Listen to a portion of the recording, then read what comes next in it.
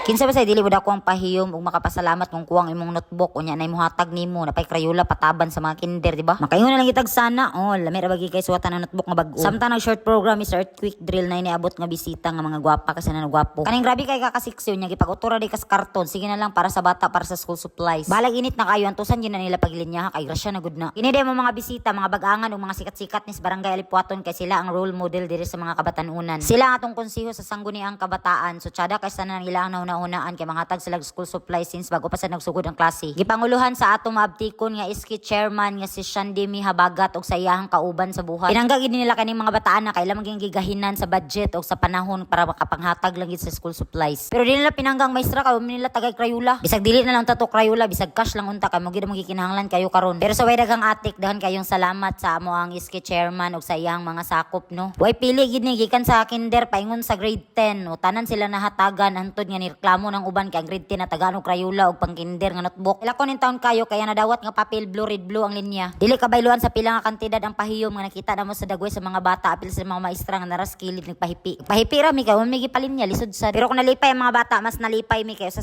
among mga pangandoy nga saktog notebook ang mga bata og saktog gamit sa eskwela. Mao kung gusto mo mag-donate pag-donate mo ay mapagsigilom-hilom di labi na og nanubra na inyong kwarta ug mo kabalon sa gamitan dana. Modawat ni bag nga daan sapatos nga daan sanina nga daan ug kwarta nga daghan salamat.